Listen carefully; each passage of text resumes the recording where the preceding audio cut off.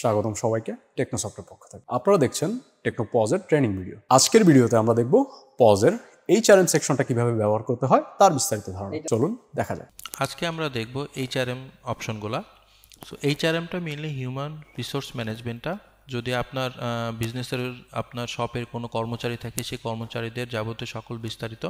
So আপনি HRMটা যখন আমাদের বাঁ পাশে মেনু থেকে ক্লিক করবেন, তখন আপনি এখানে অনেকগুলো অপশন দেখতে পারবেন, যেমন leave type, leave, attendance, payroll, holiday, department, designation, sales target এবং সেটিং।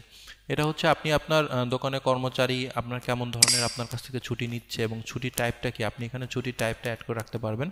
যেমন সেটা ক্যাজুয়াল লিভ, মেডিকেল লিভ বা যে লিভগুলো থাকে সেটা। লিভের মধ্যে গেলে আপনি এখানে পাবেন যে উনি আপনার কাছ থেকে কবে কবে লিভ নিচ্ছে এবং কে কখন কবে লিভ নিচ্ছে সেটা আপনি এখানে পাবেন। এখানে আপনি অ্যাড করে রাখতে পারবেন। অ্যাটেন্ডেন্ট হচ্ছে আপনার ওই এমপ্লয়িটা কখন কবে আপনার শপে বা দোকানে আসতেছে, কখন বের হচ্ছে, আপনি চাইলে এখানে সেটা চেক ইন চেক আউট করে রাখতে পারবেন। আপনি নতুন একটা এমপ্লয়ি এখানে অ্যাড করে নেবেন, অ্যাড করে আপনি ওই এমপ্লয়ের একটা ইউজার আইডি পাসওয়ার্ড করে দিবেন। ইউজার আইডি পাসওয়ার্ড করে দেওয়ার পরে এখানে উনি সেই ইউজার আইডি পাসওয়ার্ড দিয়ে যখন লগ ইন করবে তখন এখানে চেক ইন করবেন এবং যখন সে দোকান থেকে বের হয়ে যাবে তখন সে চেক আউট করবে। সো এভাবে চেক ইন চেক আউট করে আপনি দেখতে পারবেন উনি আসলে কবে আপনার শপে আসতেছে কখন এবং কখন আপনার শপ থেকে চলে যাচ্ছে।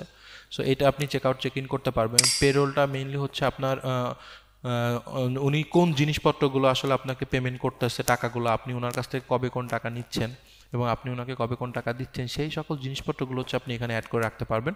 ধরেন কোনো একটা এমপ্লয় আপনার কাছ থেকে আজকে যত টাকা নিল আপনি এটা এখানে অ্যাড করে রাখতে পারবেন। হলিডে হচ্ছে আপনার দোকান বা আপনার বিজনেস কবে কোন দিন বন্ধ থাকে সেই বন্ধগুলো আপনি এখানে সিলেক্ট করে রাখতে পারবেন বা আগে থেকে অ্যাড করে রাখতে পারবেন যে এই দিনগুলো হলিডে, সো ওই দিনগুলো সে চেক ইন করতে পারবে না বা চেক আউট করতে পারবে না।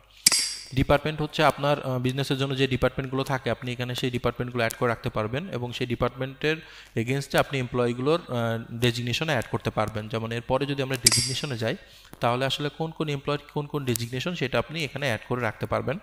এবং আপনি চাইলে কোনো এমপ্লয়ের সেলস টার্গেটটাও সেট করে দিতে পারেন, যে কোন এমপ্লয় যদি কোনো টার্গেট থাকে সেটা কত সেটা আপনি এখান থেকে সেট করতে পারবেন।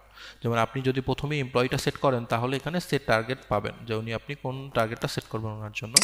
এবং এখানে আপনি সেটিংসটা দেখতে পারবেন, এই সেটিংসে আপনি পেরোল, অ্যাটেন্ডেন্স এবং এর যাবতীয় সব কিছু আপনি এখান থেকে কাস্টমাইজ করে সেট করতে পারবেন চাইলে। সো এটা হচ্ছে HRMটা। এটা মেইনলি হচ্ছে আপনার দোকানে কর্মচারীদের জন্য হয়ে থাকে, যে তাদের ছুটি, তাদের বেতন, তারা কখন দোকানে আসছে, কখন দোকান থেকে যাচ্ছে, আপনি তাদের কবে কত টাকা পেমেন্ট করতেছেন, এই সকল যাবতীয় জিনিসপত্র হচ্ছে HRM-এর মধ্যে। সো আপনি HRM মডিউল থেকে এই সকল কিছু মেনটেন করতে পারবেন।